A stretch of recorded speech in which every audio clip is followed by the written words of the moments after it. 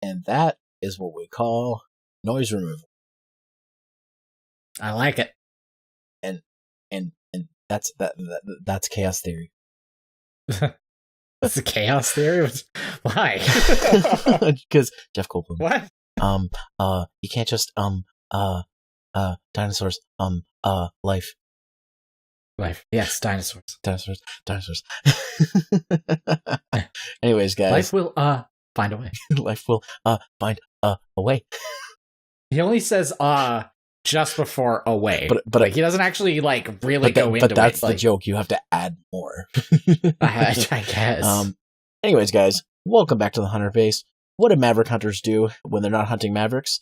They go to the base, recharge, shoot the shit. I'm Zeromaster with my co-host, Canadian Jutsu. Heyo, guys. And today we have a special episode because the last two times I pretty much picked the topic, even though you pretty much agreed with it anyways. Oh, yeah, no, it's just like the first one was on the fly. Yeah. The second one was like, well, there's Nintendo. Yeah. And this one, well. And so this one was picked by Mr. CJ over there. We're going to talk about guilty pleasures and unpopular opinions in like movies, video games, TV, fucking whatever shit. Yeah, just media and general. Okay, so what do you want to start out with? Should we start out with games, since games are... Games are obviously our biggest focus. I don't mind if we like hop around between like television shows and stuff like that. I think it's par for the course when it comes to just a general shoot the shit type of dealio. Yeah. But yeah, no, might as well start. We'll start with guilty pleasures. Let's just talk about guilty pleasures. Yeah. Like games that, you know, regardless of whether they're good or bad, you just enjoy playing them. And / or watch movies or like just television shows. Yeah. So, God, it's kind of hard for guilty pleasures sometimes with me, because like I don't always think of something being a guilty pleasure. I guess for like I can think of a few for like anime. All right, that's a good start. I would say my guilty pleasures for anime would be one big one is Tokyo Mew Mew, because are we talking like Japanese dub? Or we're talking English dub. Oh, like both. Like the Japanese or the English one more so being that, because the 4Kids dub is so bad, but I love it. That brings me to another one. There's a lot of 4Kids stuff that I have guilty pleasures for because it's so bad, but it's good. But Tokyo Mew Mew or Mew Mew Power, those of you who don't know, is like a Sailor Moon-esque show with but it's about like, it's not about like planet girls, it's about like animal girls. And it's like, just think of Sailor Moon, but they're actually younger, I think, too. They are, and they all are maids at a cafe. Sailor Scouts. And there's dudes too. And it's not just girls. There's very pretty dudes as well. There's very pretty dudes. One of them is voiced by Sean Schemmel. Excellent. Goku! Which is awesome. But I really liked it's funny, I used to... Okay, this is how much I was into the show. I used to wake up early on Saturday mornings, just so I could catch it airing on Foxbox or 4Kids TV when it became that. God, that would have been at like 6:30 in the morning, well, right? It started at 8.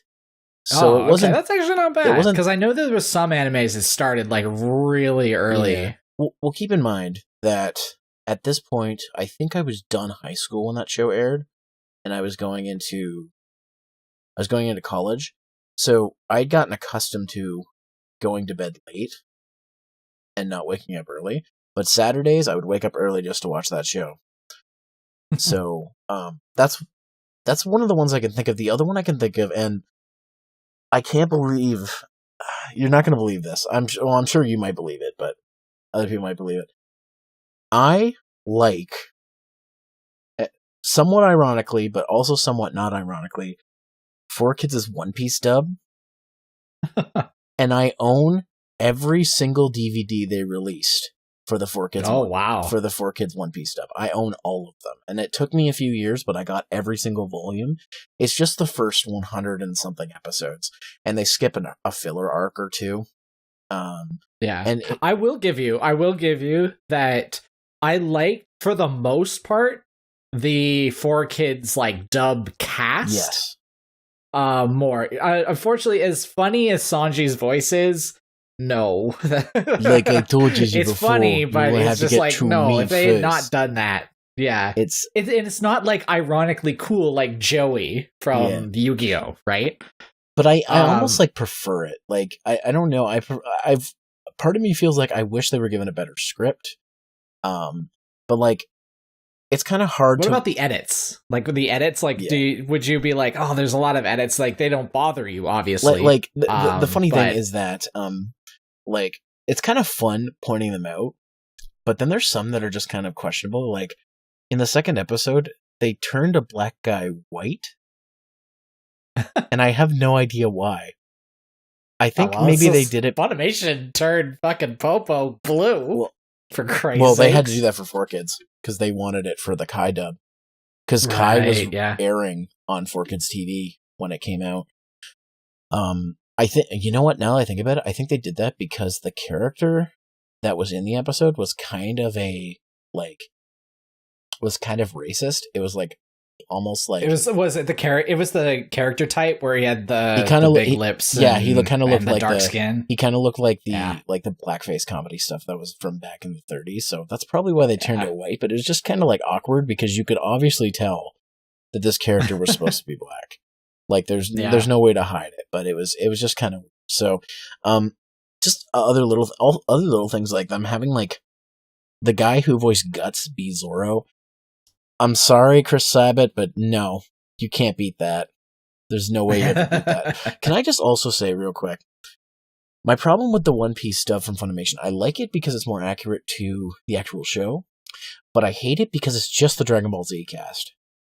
Yeah, but like if you really like peel back a lot of Funimation things, like they appear a lot, and it's not I don't ever want to call it a problem because it's just sort of like seeing the same actor in a bunch of different movies.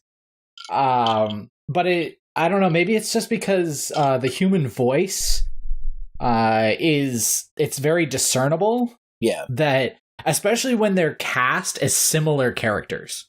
Like someone like Vic, for example, gets cast so much as blonde people that you're just like, why didn't you just hire someone else to voice this blonde person? But I mean, like, not saying that Vic's a bad actor. He's actually incredible, but it is that sort of sense is like I guess maybe it's just because we consume this type of media and they're simul dubbing these things nowadays that the casts just don't feel like they don't feel real. It's like I just watched Edward Elric fight against Goku. But it's like has nothing to do with that thing at all. It's like in Fairy Tale or something. Is this one like I don't know, with One Piece is a little more jarring because the voices are so close to voices that they already do. Like Zoro sounds a lot like Piccolo. Yeah. And Sanji sounds a lot like Trunks. And Usopp sounds a lot like Krillin. You see what I mean? Like they're if they were doing different voices, then it wouldn't be so bad. But it's just like it's just I don't know. It's a little jarring for me. I can still watch it and enjoy it. I just wish they would have picked other people to voice for them. Not that there's anything wrong with those actors either. Like I like Chris Sabat. I think, for example, I think he's the perfect All Might. But yeah, that's what I was about to say. I'm like, but see that he is playing All Might and he doesn't sound like his other characters. Yeah, you're like, I can totally tell that's Chris. But it's sort of like when Vic plays Broly. And you're just like, wait, that's Vic, right? And it shows you that these characters and like even Matt Mercer, he's able to do such a variety of voices that like I was playing Far Cry and he's some guy in Far Cry that I was just like, gosh, that sounds so familiar. And you're just like, oh, you look it up, boom, it's Matt. And you're like, okay. And that's good. That's sort of what we want more from our anime. Let me just say, I think Matt Mercer was one of the best picks for Jotaro Kujo. I'm glad they picked him for JoJo's. Nice. Yeah, I still haven't. I haven't even delved into JoJo. There is one scene I got to show you that he dubbed that actually is better than the Japanese version. Just the way that he delivered it. It was it's so good. I got to show you later because I know you're a fan of Matt Mercer. Yes, I am. But anyways, that's a couple of anime ones that I can think of. Any anime ones that you have? For me, just because like you brought up Tokyo Mew Mew, the original Card Captors, not Card Captor Sakura, just Card Captors. You know what's funny? I was backing up some VHSs on DVD, and I have a Card Captors VHS. I think I remember like you came I think over. I have one too. I'm fairly sure like during that time when I was discovering anime back in the late 90s. You got like a random thing. I have like a VHS for one of like the Sad AM Sonics too. Oh, really? That's awesome.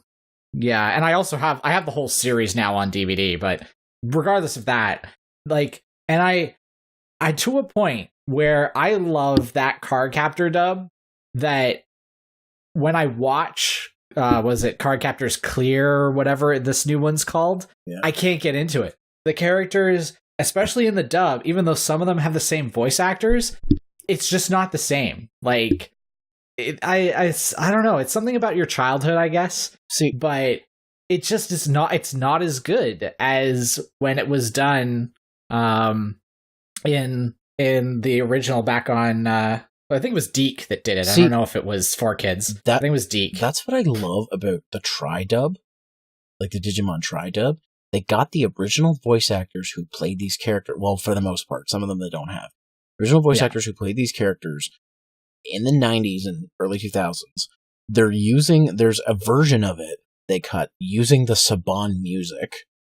Like, they made a nostalgia cut of it to appeal to those people. And it's just, I love it when you do that. It's almost like, where did those 20 years go between like Digimon season 1 and 2 and then Tri? Like, it's almost like we're like nothing changed. It's the same group. And I mean, I know what that says about people saying like, well, it stayed the same, so they didn't improve. But I'm just like, well, these people have gotten better at voice acting, stuff like that.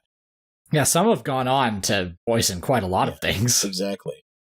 But anyways, sorry, I interrupted you about your Card Captor Sakura discussion. Oh, no. But it sort of fits along the same vein is because it was so different than its original source material. Like, obviously, I don't know, maybe it's just because I also have an abridger heart, too. It's one of the things that I started where we take the stories and we sort of manipulate them to either tell a different one or to tell a better one in some cases.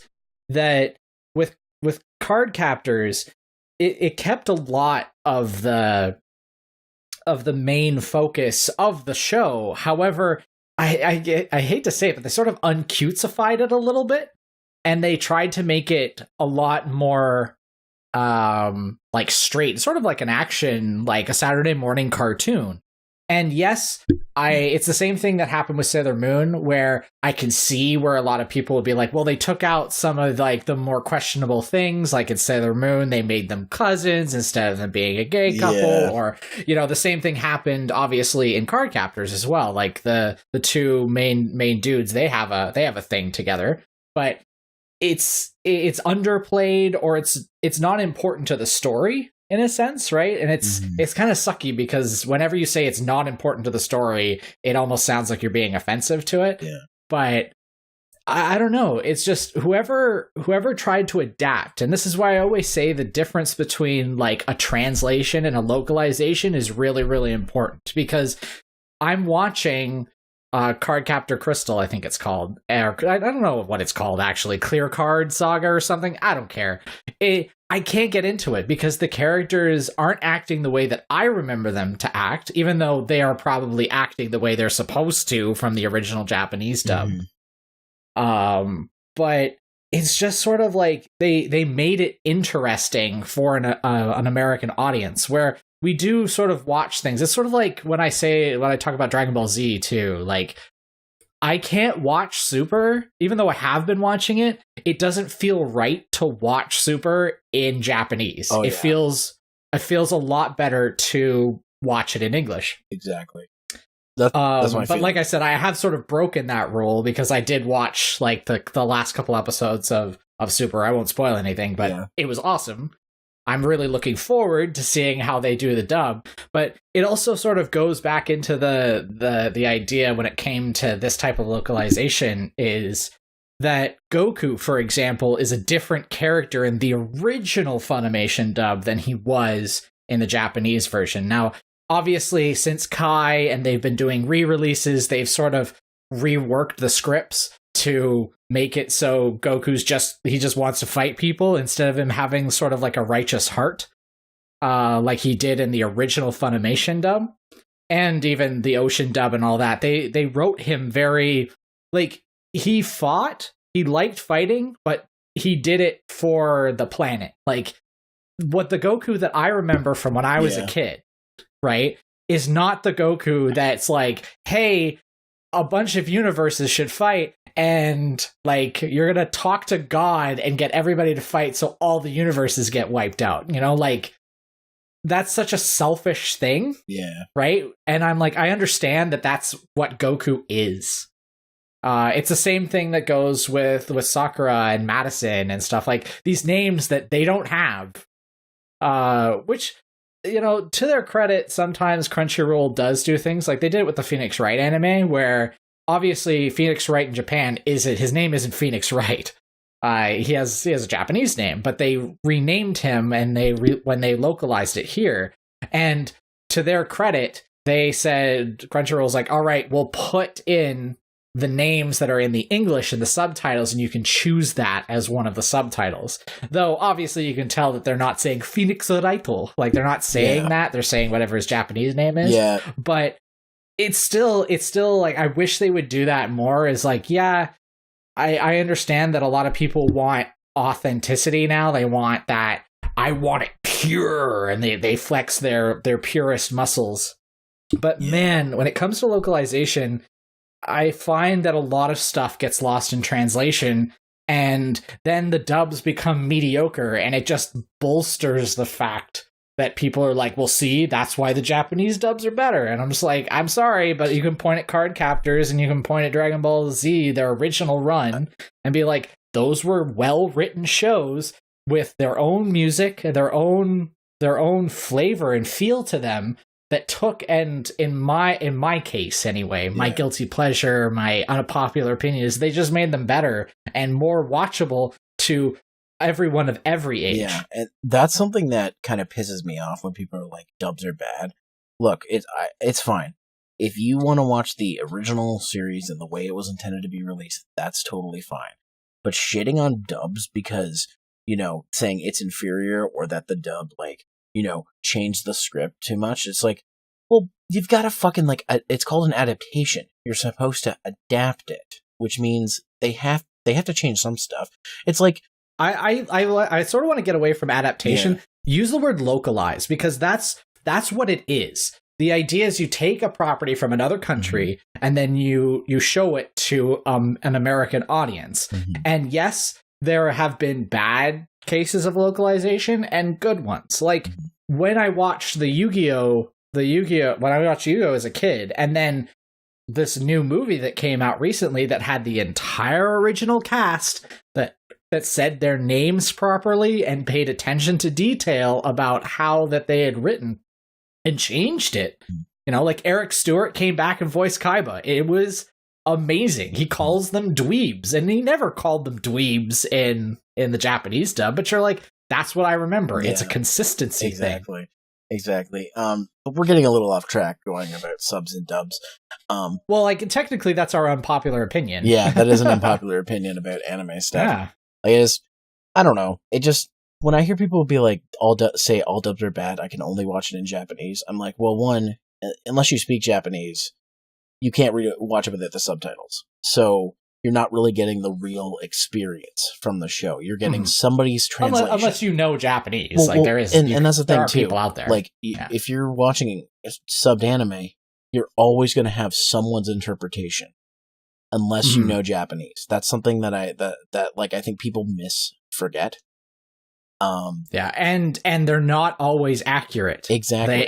They're actually sometimes even worse because, like, for example, I'm using Crunchyroll because it's pretty much the only one other than Funimation. Mm-hmm. Is at least Funimation, they try to make it as accurate as possible, and they take a couple of hours to get it proper. Whereas in Crunchyroll, they're like, in an hour or less, and you're just like, oh god. Mm-hmm. And I've read some of the subtitles that have come out of Crunchyroll, and you're just like, why bother? Just stream it without them, because it was one of the Naruto movies that came out, and it was ass. It was, the subs were ass on it. Yeah. And they kept it like that for a really long time, and that's also a problem with Crunchyroll, is they don't update their subs after like a week or so. I've been watching a lot of anime-tubers who say that, like, they don't. Crunchyroll's good for the community because they bring things out fast, but they also don't go back and fix things because they're so focused on getting stuff out. So it's almost like they're saying they don't have time to go out and fix things. Or another thing or there's just not enough people subbing it. Like, they don't have 3 or 4 people working on it to make sure it's good. They have one person to do it in an hour. Another thing that kind of bothers me, and I mean, it doesn't bother me as much as other people, but they don't go back and use better versions. Like, for example, the first half of Part 4 of JoJo's Diamond is Unbreakable, they made a lot of animation mistakes just so they can meet the deadlines. So, and the Blu-ray that is out, People Compared, has much better animation, but they don't go back and resub those episodes because they already had them subbed. I guess that's also kind of a perk of buying the Blu-rays, is that you're going to get the best version. Because I think they just finished the dub for Part 3, and Part 1 and 2 are on Blu-ray. So I'm going to pick them up eventually because I want to see the Blu-ray versions. But yeah, JoJo's kind of my obsession right now. Yeah. As for other guilty pleasures, obviously, I'm just trying to think if there any other anime guilty pleasures that I continuously either go back to, or I'm just like, I want to go back and watch it. See, any of the old school Gundams. Yeah. Any of them. Like, and this obviously goes back into dubs as well. Like, I've watched Wing. Yeah. Like, I don't know, about 5 or 6 times at this point. And Wing has, like, all of the Inuyasha cast in it. Yeah. I've not seen Wing all the way through proper. I watched it on YTV with the volume turned down, so that doesn't count. Mm-hmm. But I've always liked Gundam. And I always sit down, like, I've watched a couple, and I'm just like, oh, Jesus. Like, 00 was really hard to get through. For some reason, I just couldn't get into 00. I found that one really good. I mean, I haven't watched all of it, but from what I saw, I really liked. It was good to a certain point, and this is the same thing that happens in almost every Gundam, is they ground it in a lot of realism, and then they do some weird fucking shit with clones, or some sort of space parasite, or glitter, or whatever, and it's just sort of like, you're like, but this was such a human story, until you're like, aliens, or, genetic cloning. I'm not saying it's aliens, but it's aliens. But it's aliens. You know what we should... Like, that was the whole thing about 00, right? Like, the movie was like, look at all these sparkly aliens killing people. You know what we should do when we hang out next? We should... watch more Overdrive? No. Overdrive? What? Power Rangers Overdrive. Oh, no. We never finished it. Oh, fuck. We never finished it. Fuck that. We should watch the Mobile Suit Gundam movie. That's basically a retelling of the first series. Because I hear the first series is really long, and the movie kind of gets all the really important stuff out of it. Yeah, the first Mobile Suit Gundam is really, really long. Yeah, it's 43 episodes. And it's like, you say that, that's not really that bad, considering, there's other animes that some people have binge watched, right? Yeah. But you have to understand that this is like early 80s anime, so when you're watching it, you're pretty much watching about 7 frames of animation with various degrees of like extra frames of like lips moving or flashing lights. It's kind of sad because it doesn't hold up as much as I wish it would, because they had a limited animation budget. They wrote this really, really cool military world with these giant robots and everything like that. And it's obviously the reason why it took off. But man, watching those episodes nowadays, not only is the animation janky, there's hardly any in some of those episodes. Like, where, you know, the whole jumping onto white base meme that what's his face started a long time ago? Like, that was like cutting edge animation back then. And you don't know how many shots you watch about. Out of the 43 episodes, I think you watch a still image of white base about like 8 hours. I think someone did the math on it, and it's like just a still shot of the white base. That's it.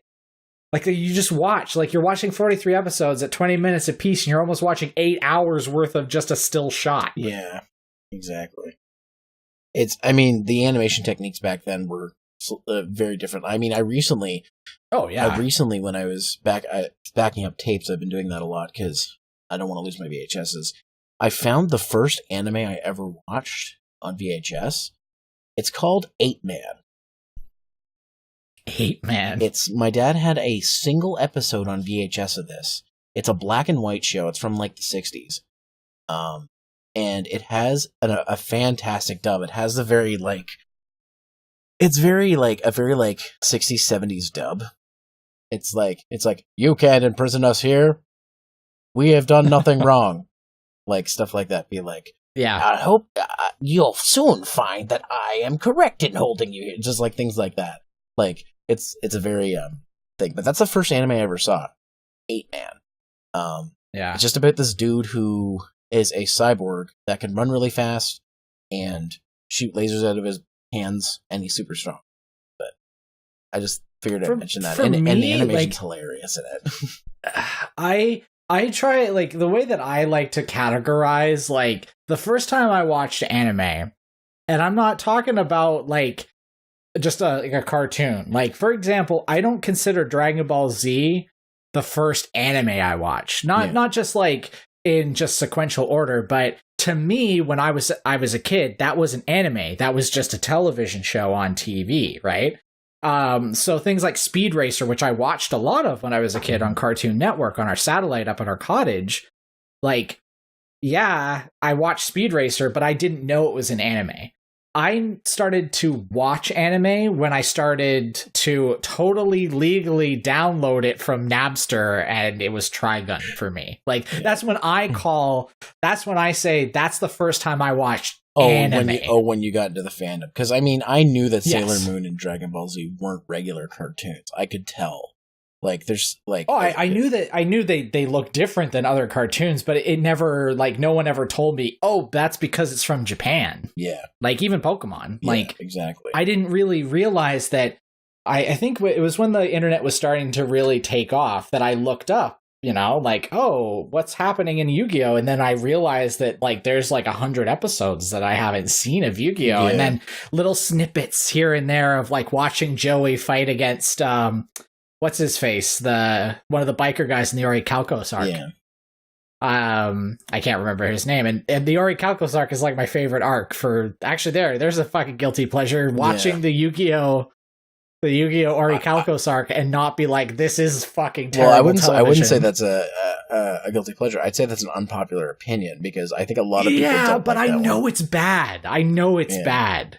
Like, okay. An unpopular opinion means that I think it's amazing, but I know that the Orichalcos arc has a lot of holes in it. It's really, really terribly written, but I goddamn love it. And that's why I call it a guilty pleasure more than an unpopular opinion.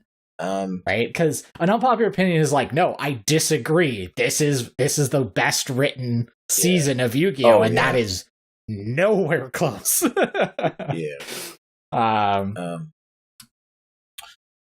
Well, speaking of unpopular opinions, I'm trying to think of, like, what's something that specifically for, like, anime that I know that, like, I like that everybody else dislikes. I mean, I'm sure there's a few I can think of, like, just thinking about it, but, like, I mean, not necessarily anime, but I'd say an unpopular opinion for me, like, for Power Rangers is I like Power Rangers Megaforce. I don't like Super Megaforce, but I like Megaforce. I guess you could say it's partially a guilty pleasure, but at the same time, I enjoyed a lot of the storylines, and I think if you like the story, like, if you're like, I like the story, I like this, like, and I think it's well written, then that's an unpopular opinion. I can see its flaws. There are some writing flaws, and there are some character development flaws, but, like, there are things I legitimately like, and I thought they did really well, that a lot of people don't like. Like, I mean, people, like, the Super Megaforce, they rushed that shit out. Like, that shit was, like, rushed out. It was not thought out well, and they just did it so they can get a bunch of old stars back to get people to watch the show. That's basically why they did that. But, and also because Gokaiger was and they used all their budget on that. Exactly, and Gokaiger was super popular, so that's why they did it. But a lot of people also don't like the first half of it, Megaforce, and I kind of really like it because I was kind of bummed when Power Rangers was done, and because I was a fan of Ghost Sager, the Sentai of it, and it's also one that's kind of not a lot of people really like Ghost Sager because I think it's kind of bland, and I can see why, but I actually saw a lot of really good stuff in it, and I was kind of bummed because I was like, this would have been perfect for an anniversary season because the suits are very reminiscent of Mighty Morphin. They look like a evolution. And then I was surprised when they actually did use it for technically the first half of the anniversary season. But I'm not going to be lying. I'd be lying if I said it was perfect. There's a lot of things I wish they did that they didn't do. But I wouldn't say, like a lot of people say, it's as bad as Overdrive. Overdrive is in a level all its own. like, too, because you've watched some of it with me, but fucking, man, yeah. So there's a lot of things wrong with Overdrive. So Super Megaforce, yes, it's kind of in the same realm as Overdrive, but I think the first series Megaforce isn't even close to that. Would I say it's the best season? No way. I would say it's the best season, but I also wouldn't say it's the worst. There are actually some seasons that I didn't enjoy as much that I enjoyed as Megaforce when it comes to Power Rangers. And I know you're not as versed in Power Rangers, but I know there's a few things you like. Like, I know you like Mystic Force. Yes. That's probably my unpopular opinion, I guess, because a lot of people didn't like it, but I really enjoy Mystic Force. And my other second unpopular opinion when it comes to Star Wars is RPM. Don't understand why... Sorry, when it comes to Star Wars? Oh, did I say Star Wars or Power Rangers? Sorry. Fuck, Jesus. But Star Wars, yeah. Empire Strikes Back ain't as good as everybody says. I don't know. Regardless of that. But anyways, you were saying? But when we were saying about Power Rangers, RPM. I don't understand why people love RPM so much. I understand that it was sort of like, I want to call it like big grown-up Power Rangers, where they tried to be a little bit more real with it, where it felt like the characters, but they weren't teenagers anymore. These were like actual people that had to fight back against a machine empire that has taken over the entire planet. But it's still a really, like, I didn't like the costumes. A lot of the characters, though some people say they're so deep and everything. I'm like that. I'm like, no, they're just caricatures that are able. I think the best character in that entire show was the yellow Power Ranger. She's probably the most interesting. She was the one that was like super, super rich and everything like that. And then all that gets stripped away. And then she gets sort of thrown into this thing where she's like, no, I'm just going to help people because people need help. And she has a proper character arc. Whereas everybody else, it's like, oh, and this guy, he's half machine. And he has a sister that is also part machine. TJ, you're missing something really, really important. Black Ranger's the bad boy, the Green Ranger's the goofball, Red Ranger's the leader, and the Yellow Ranger, well, she's the girl. What's the Blue Ranger? He's Scottish! I don't care. I think RPM is way overrated. A lot of people are like, it's the best Power Rangers. And it's like, to a point where people are now saying, you know what? Disney should just buy back Power Rangers. I don't agree with that. They made some good seasons, like Jungle Fury. I don't know. After Samurai, I can't, like, Dino Charge was actually a good step forward, and it looks like they took a step back with Ninja Steel. Well, see, here's the thing. I haven't finished Ninja Steel, but I'm watching it, and I'm actually enjoying it as each episode goes. And I'm finding, like, legitimate things that are, you know, actually good about it. Like, they're not, for example, things that they did in Samurai and Megaforce. They're not rushing through things with their storylines. They're taking time on the characters, which is something I think is important. And Dino Charge, the thing that I'm worried about is because a lot of people are telling me it's Ninja Super Steel, the second season, is when stuff really gets bad. Because Dino Charge almost got to that level with its second season. Mm-hmm. Like, there was... Well, because it lost focus. It lost, like, because what happens, like, in most Sentai is that they start out with one sort of, you know, kooky band of people, and then they have to introduce like 7 other people. Like, Dino Charge had a problem with the fact that it had way too many Rangers in it. And I know it's cool to see like a lineup of 8 people, but come on, I can't pay attention to that many people. I blame the Sentai. Things happen. The Sentai did that, but also the Sentai didn't use them that much. They really used them more later on. I think that's why they made the second season more focused on those Rangers. But just going back to Mystic Force, I enjoyed it more than I thought I would. So it's one of those shows that I didn't think I'd enjoy it as much as I would. To the point where, like, I've recently been like, God, I want to watch Mystic Force again. You know what I mean? Like, yeah. And I don't think the Mystic Force opening is as bad as a lot of people. Now, not saying that the Wasserman, like his unreleased version he had for it isn't better than it.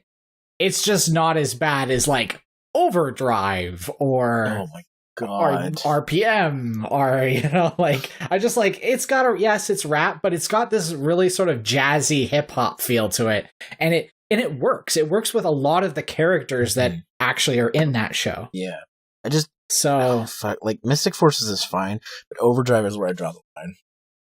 With its opening. No, I don't think I have never met someone that's like, Overdrive, my favorite season. I haven't met one of those people yet. I've met people who say there could be somebody. I know out people there who say it's not that bad, but yeah, I mean, the best. I think actually the best thing that happened in that show was the fact that the Red Ranger was a robot.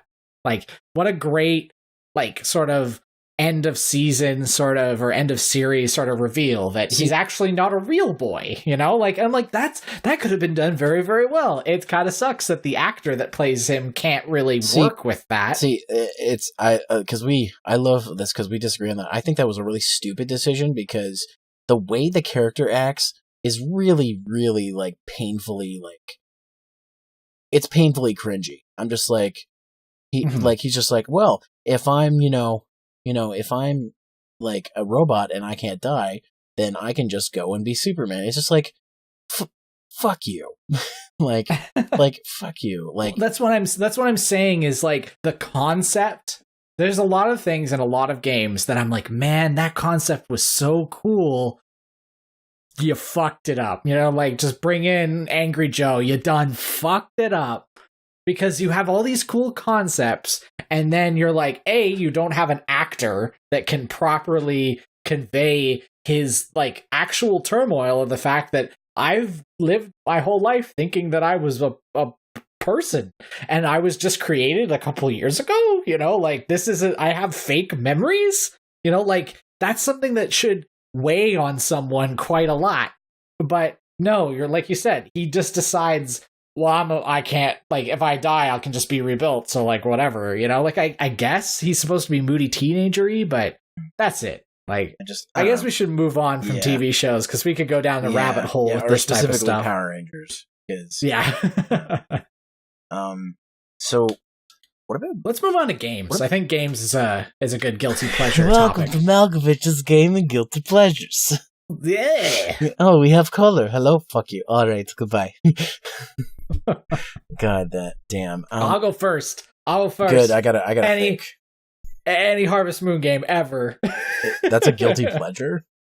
Well, I mean, like, I know a lot of people like Harvest Moon. I'm not saying it's not about people liking something that people don't like. It's just the fact that I don't give a shit if it's a really shitty Harvest Moon game, because there's a lot of them. I still buy them. You know, like, even to the point where there's something that I don't like about them, where they're like, oh, now you can, like, layer dirt on top and it makes your fucking farm look like a sand castle. And, like, only certain vegetables can be grown on certain heights.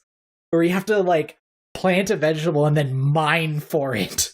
You know, like, to me, it's really dumb, but I still buy them every single time they come out. Yeah. Though I have moved over recently to the Story of Seasons, which is really the Harvest Moon crew that left Natsume. And they made their own company, Marvelous, and now they have their own sort of Harvest Moon. They're Marvelous? Moved over. Yeah. That's hilarious. Yeah. Yeah, a lot of people that worked at the original Natsume, they left the company and then they created Marvelous. That's interesting. I did not know that. Oh, there you go. Now, the more you know. Yeah. But, no, I've been playing their games more than picking up any of the newer Harvest Moon games, but yeah, those, like, and we're talking, like, even Rune Factory, which I really wish they'd make another Rune Factory. Hopefully they'll make a console one this time, not more 3DS ones, because it's always a hamper for me. Like, handheld gaming, like, I can't get into it. I guess that's my unpopular opinion, because a lot of people love the 3DS. I could care less. I like the Vita more. It had better games on it. I've been kind of moving away from 3DS because, like, I'll still get a game on it, like Pokemon or something, but I'm just like, I'm over playing a game on a handheld. Like, I don't play games on my phone. I do sometimes put games on my phone, but I don't really play any. Even, like, really big ones that are all actually games, not like mobile time waster things. It just, I kind of, like, I'm kind of done with it because I played, you know, even so much that I barely played the last two Monster Hunters before World. I wasn't a big fan of 4, and that also could have been because at the time I was playing 4 on an original 3DS, and it really, like, it was much improved on the new 3DS hardware. And Generations I liked, but I didn't give enough time because, again, like, busy time in my life, and I also I didn't want to play it on 3DS. I bought it because I wanted more Monster Hunter and I wanted to support the series, but I wanted to play it on console. That's why I like 3U so much, because it gave me the option of playing it on console or playing it on 3DS.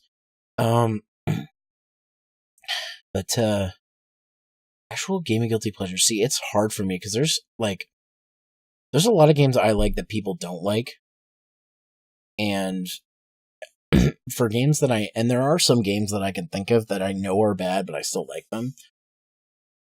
I guess one of more recent, and I haven't completed it yet, but I plan to at some point, is I actually, and I mean, you might anticipate this coming, but I actually kind of really like Box Office Bust.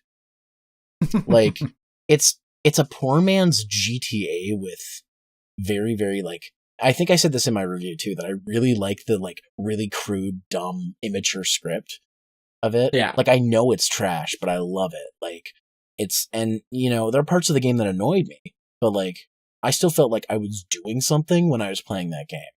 Like, unlike Magna Cum Laude, the game before it, which is just a fucking minigame challenge, you weren't doing anything. Like, I felt like Box Office Bust maybe got more hate than it actually deserved.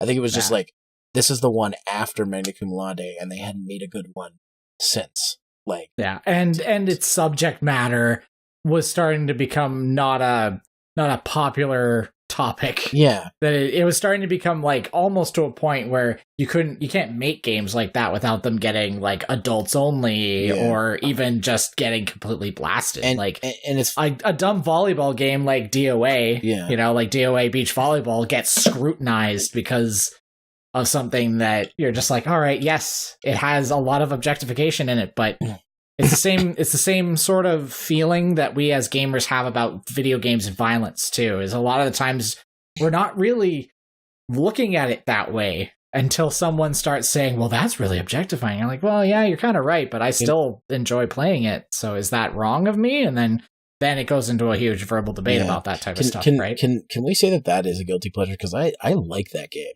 Like, I do like the extreme volleyball DOA games and just DOA in general. DOA is a fantastic fighting game, and people always give it shit just because of titties. Of tits. Yeah. Yeah. But like, the beach volleyball game is actually kind of a really fun, like, I wouldn't call it simulator. Like, I wouldn't call it an adventure game. I don't know what I would call it, but like other than what it obviously is. But it's like, it actually is like really fun. Like when we played it, for my channel a while ago, like it felt like we were like doing something, like we were progressing at something. And I know it's just, and I will state that the second one is probably the best. Yeah. Just because it had a lot more stuff. It had the fucking jet skiing. Why? Yeah, it had just, which was, if you like Wave Race 64 or just any wave race, it's probably the best. It's like the next best jet skiing game ever. They put a lot of time and effort into that jet ski stuff in DOA Extreme Beach Volleyball 2. And it's really goddamn good. Like super good. Yeah. The volleyball's really good too. If you want a good volleyball simulator, it's pretty good too. Yeah, exactly. I mean, like, it's not the most intricate, but it's pretty good, like, for what you can do. The only really volleyball game I could think of that would be on the same level would be the Kunio-kun volleyball, which is like part like timing game / actual like volleyball game. I just thought of another gaming unpopular opinion. Speaking of sports games, it just pops into my mind, and I play it every once in a while. Is Mega Man Soccer. Mega Man Soccer is actually pretty good. Yeah, but it's sort of a guilty pleasure because I just sort of play it and then I put it down, and I'm not like changing the world with it. I just sort of go and play it every couple of weeks, not even weeks, more like months. But exactly. But another one I just thought of, speaking of Mega Man, is for an unpopular opinion, I think Mega Man 10 is leagues better than Mega Man 9. And I know that I'm in the minority on that because a lot of people thought 10 was lacking. And I just thought they added so much to it that makes it just a better game. And I did a whole video on it. I can see where you're coming from with that, but I prefer 9 because it was very straightforward and traditional, whereas in 10, I'm glad that they had, more characters and stuff like that, but a lot of that was locked behind DLC.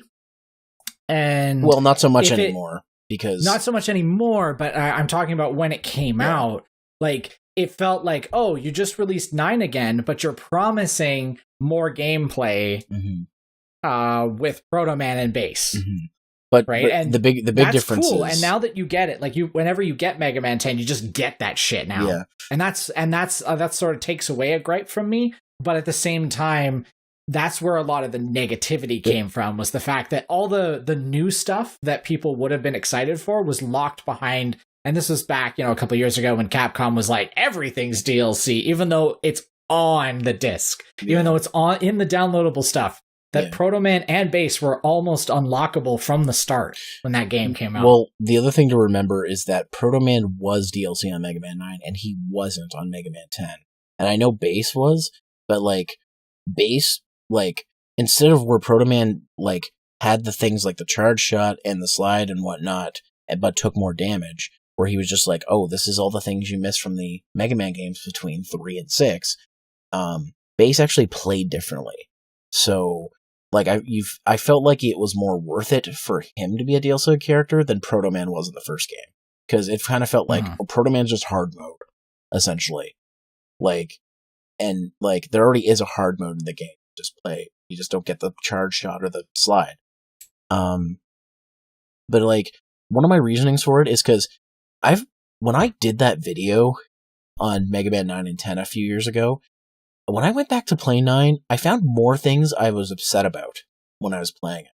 Like, I found the game, like, sometimes, like, specifically Mega Man 9, and they improved this a lot in Mega Man 10, like, the levels the level building, in Mega Man 9, there's a lot of stuff that's just like, they made it that way to make it feel like it's Nintendo hard, but there's a lot of stuff that's like, okay, come on, this is getting little ridiculous. And not to the levels of Mighty Number 9, where, a good chunk of a level is a spike gauntlet, for example. But, like, there's a lot of stuff that's like, oh, you can just barely make this jump kind of stuff. And I'm just like, that's not fun. I remember that, and I'm nostalgic for that, but that's not fun. Yeah. Like, the only thing I say about 10's level design is the fact that they had incorporated, like, easy mode and normal mode and hard mode sort of into the base game. So they had to design the levels to work around the difficulty settings that they created. So they weren't, to me anyway, they weren't as imaginative as 9. That yes, yeah, having pixel perfect jumps sucks ass, but there was a lot more character to it because it wasn't like, all right, here's a pit, but we're gonna put easy mode platforms over it now so people can just walk the level. But like, but that's the thing. Like, you say, like, and a lot of people, and you know what, a lot of people have said that. But like, for example, like things like pits and like spike areas, like where there's one that I can really think of that a lot of people point out is where like there's a spiky area where you have to jump on this moving platform that moves some sways from side to side. And in easy mode, they put the things in it. Yeah, that probably was a design decision, but you still got the hard gameplay that you got if you didn't play easy. Like, they designed it so that you, like, they put them in there to make it say, this is your first time playing, so next time just know that you don't want to go down there or touch those spikes, but you get a freebie this time. But when you play the actual mode, you actually have to use your skill.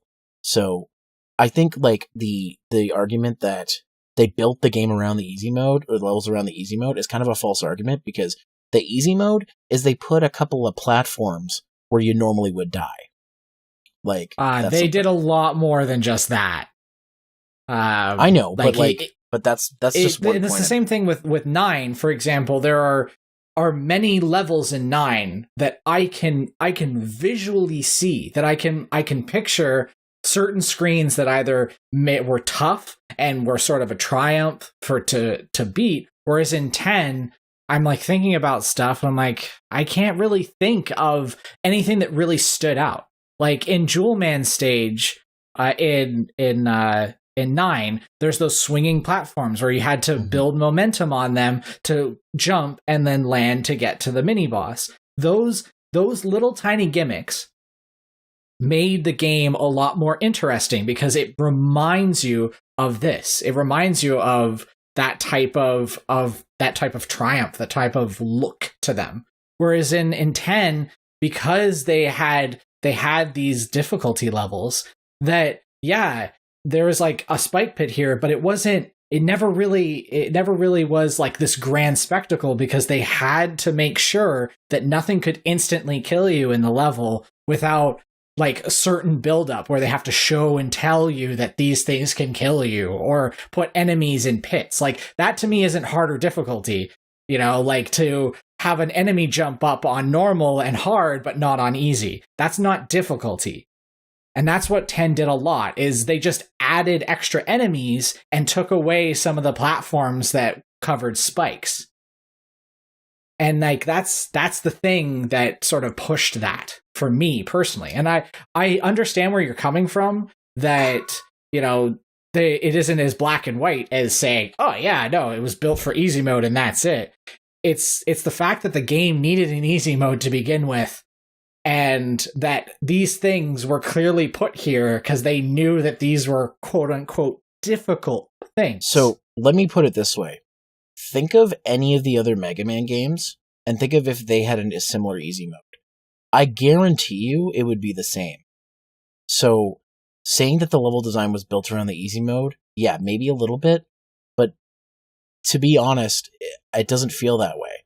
Like when you do things like fucking, I can't think of the name right now. That's a little bit like hindsight. It's a lot of 2020 visual back though. When you use that type of argument, it's like, yeah, these games from our childhood and things that were either harder or easier, you could easily now just take that level design and find the hardest parts of that level and put easy barricades and block pits. But do you see what I mean though? That's like saying like that, like the way you're saying it is that I liked it better because the game wasn't designed around it. Well, the fact of the matter is I don't see that big of a design change. Well, there is, because the levels are straight. Most levels are completely straight. There's not a lot of ups or downs or falling or anything. They are straight lines. And that's lazy on just on a game creation level, but also the fact that it was designed that way because it was easier to implement and not have room by room puzzles. They were just straight lines a lot of the times. And if it went up a little bit and then off to the side, it was still relatively a straight line. I completely disagree. I think that they did the level design in that game was just fine. And I think trying to say that, you know, that the level design is bad because it was built around the easy mode is not only just like, it's not only like a poor like look at the series in general, but it's like saying that, you know, they couldn't do that in any of the other games. Like, you know what I mean? Like, I'm not arguing the fact that the easy mode is what dictated that. It's just the idea that the lazy level design carries over to the fact that if you do it on easy, it's like you're walking just towards the boss, and that's it. There's no danger in a sense. Whereas in like when you have things where you have only limited control of Mega Man, yes, it's unfair for the gamer to have to switch between styles, for example, like saying like now Mega Man can't jump, he can only hover up and you have control left and right, where you take away one of his things. And now you have to be accurate on which way you lean left or right, or how many bubbles you have to jump on. And if you mess up, you fall back down to the ground and you got to start all over again. Yeah, you can say that's artificial. You can say that's just difficulty for the sake of difficulty, but it's more creative than creating just sort of levels that just don't have anything memorable about them. There's nothing memorable about Pump Man stage, the multiple paths you can take. There's nothing memorable about the sand section and one of the levels in there. There's nothing memorable about freaking Strike Man stage and all like the timing shit you have to do. Are you serious? Like, yeah. There's lots memorable about that game. Are you looking this up right now? Are these things that you were looking up, or did you remember off the cuff? I didn't remember every single one of them, because it's been a while since I played the game. It's also been a while since I played the other Mega Man games, because I don't play them every single year. But like, those were some of the things that I thought at first. Like, Pump Man stage, okay, first off, Pump Man and the other bosses, they're like Sheep Man to being a little cringy. Like, I can admit that. That's a little cringy. But like, one of the first stages I played was Pump Man's, and I remember it had multiple paths, and I really liked that, because there were other... Wave Man, I think it is. Mega Man 6? Is it I think it's Wave Man. His name isn't Wave Man, is it? Is it Wave Man? I can't remember. I don't think it's Wave Man. Fuck, I can't remember who it is in Mega Man 6, but there's the water guy in Mega Man 6. His stage had multiple paths too, and it reminded me a lot of that. Like, and it's one of those things that's just like, it's like, I don't know, okay, well... Like, to me, a branching path isn't memorable. Because it's happened in Mega Man before. But the thing is, you just said, remember what one of your criticisms was the game was a straight line. Yeah, but they're still straight lines. Just because you go up one, down one, it's still a straight line. So a branching path in Mega Man 10 doesn't make the levels any more memorable. Well, it's an artificial. And this is like, you could say this problem is about all Mega Mans in general. Yeah. Is that and that's my point, dude. They go one way, and that's. Dude, like, that's right. My point. Like, the criticisms people have of Mega Man 10 are literally you could do for any other game in the series, is what I'm saying. But, you know what? We're talking about this for too long. Let's move on to something I know. else. I'm just saying that it's so lazy after 9. It is so lazy to go back to that formula after 9. And how they had a lot of hard jump puzzles and a lot of different screens that you could remember. That's why Mega Man 2 is still touted as one of the best Mega Man games, because it took the stuff that we learned from Mega Man 1 and then it just hypercharged it. It gave it some difficulty. The spectacle was a lot bigger too. The other problem where with it wasn't just fitting back into a formula, because 10 was rushed. It didn't have the same buildup, and that's why 11 hopefully is going to be interesting, and it doesn't feel like a rush job. I don't think 10 was a rush job, but we're spending too much time talking about Mega Man 10 in my comparison here. Yeah, well, this is an unpopular opinion, and I don't share your opinion that it's better than 9. Well, then I guess we'll just have to agree to disagree. I still think it's a better game than 9, but I made a whole video about that, so I'm not going to get further about it. Watch it on YouTube. Well, maybe Zeromaster or maybe not. The review. video's a little old. I say still watch it. I don't know. Okay, I have to ask you a question now. We're talking better videos. Hello Kitty Roller Rescue. How much did you legitimately enjoy that game? I have to know.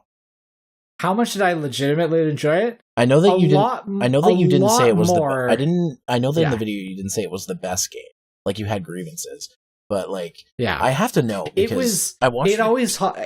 Yeah, I've always like this is what I always say, and I know it's the easy ploy, but I always say it's a video game, and a lot of people are like, oh, haha, roll credits, yada yada yada, but no, there are things about it that make it fun, and there are things that are really bad about it. So it just sort of, a lot of it just cancels out, and you're like, well, it's a video game. It's not the best video game, but it's not a crappy video game either. It's just a straight B minus, like where it's like, it's sort of on the cusp of being into the C's and going down, but it's still good enough that I'm like, well, I played it and I enjoyed it. It's one of those things where if I played it in small bursts when I was doing my review. And I think that helped me appreciate the game more. If I had tried to truck through the game, I probably would have beaten it very, very quickly. And my opinion on like the level design and other things wouldn't have been so nice to it. And you know how much I enjoy story, and I was very disappointed with the story just because that I just like story in video games, but that's a side topic. One thing I noticed just recently watching a review, like not recently, but like recent enough from memory, that just looking at the gameplay footage, like it seems like they wanted to make a game that had like that had a really like game feel, but they also were like, well, some kids might get this, so we got to make sure it's not too hard. You know what I mean? Oh yeah, and I never docked points for the fact that it was an easy game. Oh, and I'm not saying that that's bad for it either. Like it's the problem with it is I think they were trying to go for an objective based, sort of like a la, Super Mario 64 type feel, where it's like you have objectives to go. You could go to this side of the level and free your sister, or you could go to this side of the level and free your mom or something, right? Yeah. And instead, they decided to go by a level by level basis, but still have the objectives in there, but they're not really objectives. They're just sort of like beat the level, right? And it's like, for example, there was in this one, I think it was like the second or third level, where the aliens started stealing like the food shops in London. Okay. Regardless of whatever that meant, it's the fact that like there was a timer and they were taking them, and so you had to go and defeat the things to do it. Why not make an open world setting where that's like an objective where you could go do it? Because they made these huge levels.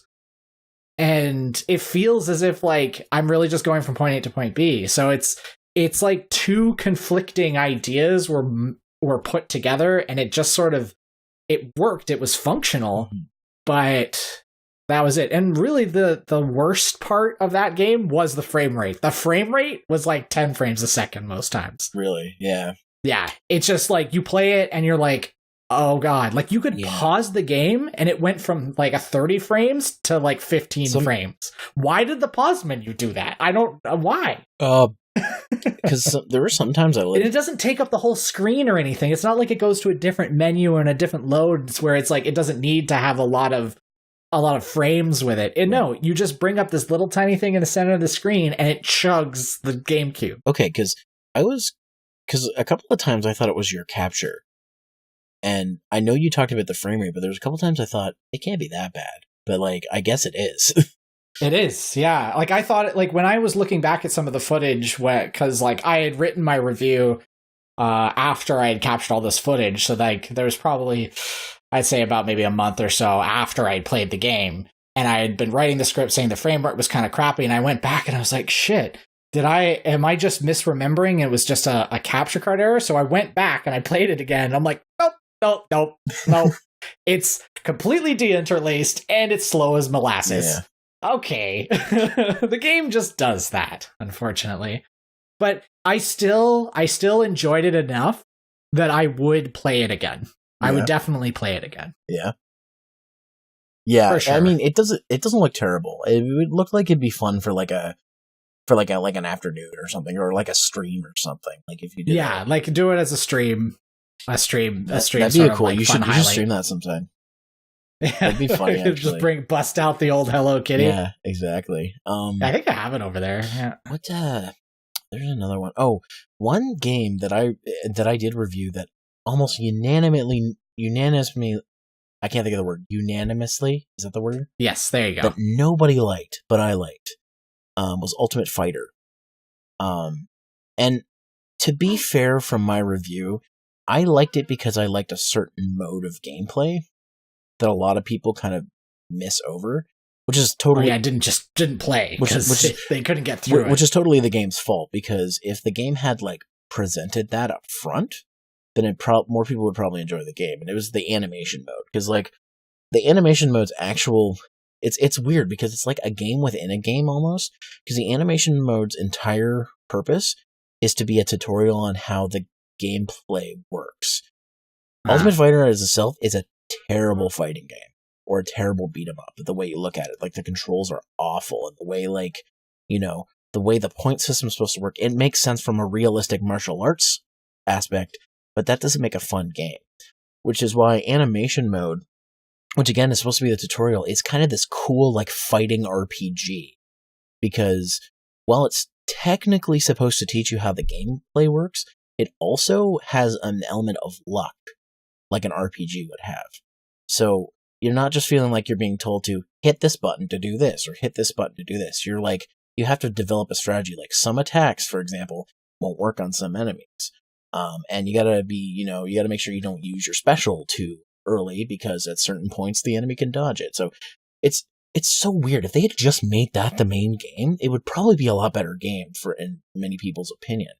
But like the only reason I like the game so much is for that mode, and I discovered that mode by accident. It's just always the mode I played the game in. I didn't even think twice about it. And it's unfortunately I haven't played it, so I don't really have an opinion of it. Yeah, I know it's a super short game. So if you're just like, I want to play an RPG, but I only want to play it for like an hour, then that's a game that I would recommend. That's why, like I said in my review, it's a Sunday afternoon game, because Sunday afternoon, you're tired, you want to have a nap, but sometimes you just want to do something like play a game. Or it was like that rental. It was that weekend rental. And it was, back in the day. I wouldn't classify it as a bad weekend rental. I classify it as one that like you could get through it in the rental time, because it was so short. Like, I mean, if anything, that's criminally one of the reasons why probably some people don't like it, because it is pretty short. And, unfortunately, I wish there was more of it. And I don't think they ever did the series like that ever again. Like, any of the games ahead or before or after never did that animation mode the same way. So it's kind of like a lost game in some instances. Speaking of short games that I have a guilty pleasure for, New Bubsy's not that bad. That was pretty good. No, I agree with you. The game was really, really good. But it speaks volumes that I was able to beat it and then return it on Steam. I was able to beat it and then say, you know what? I want my $40 back. And that is the only grievance that I have with that game. I think it played very well. I didn't mind Bubsy's being Bubsy, it was just the thing that irked me was I'm like, I can't believe this. I am able to return this game, and I just played it for free. It feels like it wasn't finished. Like, it feels like because like Bubsy 2, for example, is actually not a short game. It's got like, okay, it's not like a long game or anything like that, but it's about average platformer game length. And this game was just like, it felt like there was like a lot more game there, at least double the levels they could have added. Mhm. And, you know, maybe, I don't know, maybe they plan to do DLC, which would be really, really fucking scummy of them to do that. But like, I don't know. It's like, from what it sounds like, the way that this game was developed, not to get too off topic, it sounds as if they were pretty much coasting on the idea that Bubsy was the selling point. They just needed to create a game that had Bubsy in it, and then they charged a ridiculous amount of money, and then they just abandoned the project. Like it's almost to the point where they made almost a full retail game, the same way that Steam has early access games, where these early access games are starting to take over, where they perpetually stay in beta. That being said, it is the best game in the Bubsy series. Yeah. I know that's not saying much, but like, I mean, if you are ever curious about all these Bubsy games that, you know, the internet reviewers all talk about, and you got to play the new one. Play the new one and try and get it cheaper. Yeah. Like, just try it. If you can get it at, like, I'd say even $20. I would have been okay with it. To be fair, I got it sealed, but I got it on Black Friday, so I paid maybe about $20-25 for it. So. Yeah. And, like, that's okay. It was the $40 price tag that was like, that was a little much for me. I would even say wait for a sale and get it for $10, just because I feel like the content, like, there are $20 games that have way more content than it, like Cuphead, for example. Yeah. So, like, if you're gonna pick that or Cuphead, pick Cuphead, obviously, but but it depends. Do you want to feel good about yourself beating a game, or do you want to kill yourself for not being able to beat a game? I know a huge guilty pleasure of mine. Yeah. Visual novels. Oh, yes. Holy crap. I'm really getting into those. I love visual novels, man. I'm really getting into all those. the terrible reasons. Oh, man. Okay, like, I don't want to spoil too much because I know this is going to come out after. I had a recording issue with Pokemon Soul Silver, so I had to do something to fill the void. So the second most popular pick on that poll I did was Nekopara. So I recorded more Nekopara, and the parts coming up, oh man, they're like the best videos I've made in that series. Because there you go. The reactions I have, like, I may have played it up a little bit, but by God, that game, like, it does things to me. It makes me... Well, another guilty pleasure now that I'm thinking about it, and just because you're talking about, like, some of your videos, is Wacky World of Miniature Golf on the CDI. Oh my God, that game's great. It's so good. It's so bad, but it's so good. It was made in MS Paint, but it was so good. That video is funny. Those videos, like, I got a boost because the Game Grumps couldn't beat a level in one of their episodes. That we beat. Yeah, that we beat. And, like, it's funny because we beat it with, like, it took no effort for us, and for them, they couldn't get past it. And so many people were commenting and be like, congratulations, you've beaten this level. And then people were like, oh my God, they beat this level with no effort. What the fuck, Aaron? Like, shit like that is in my comment section. Well, like, I had, like, specifically for me, that was a game that I played a lot on my CDI when I was a kid. Like, I played it more than Hotel Mario and Link Wanda Gamelon. Yeah. I didn't actually own Link Faces of Evil. But when I get 100,000 subs, I know. I am ready and willing. Make it happen. Brad wants to be around when that happens too, so you might have to come here. Oh God! On my working CDI that Philips fixed. God, I still can't believe it's like the best gaming anecdote that I have. It's such a thing. I found my old CDI that my dad had up at the cottage, and it didn't work.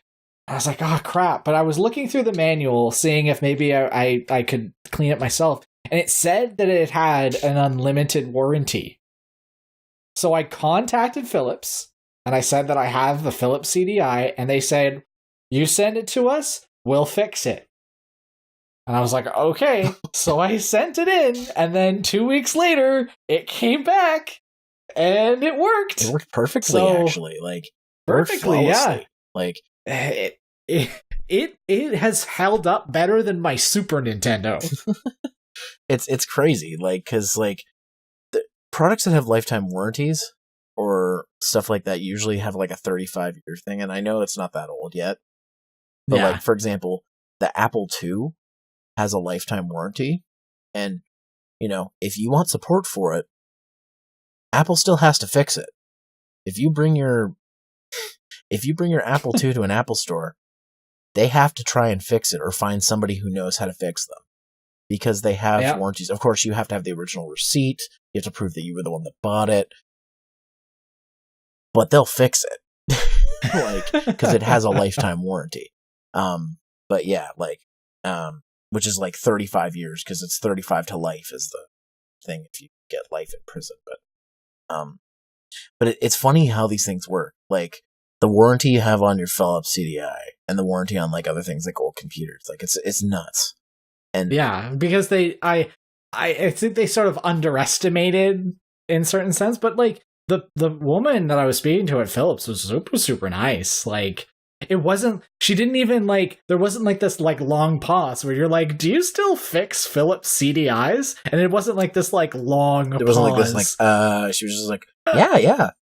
No, she just said, "Oh yeah, no, we fix them every couple of months. Someone sends them in." She had her own anecdote about how they actually do still take them in. Mm-hmm. So it was like it will always be that little asterisk. A good, like I said, probably the best story I have out of all the weird shit that I've experienced in my life. I just remembered another one too. But yeah, they're just CDI. Boom. Yeah. Just anything on the CDI is a guilty pleasure, even though I hate Wand of Gamelon for other reasons. And the fact that you got so fucking good at that game, like you were like getting weirdly good. You figured out it's bullshit, and you were like getting really good at it.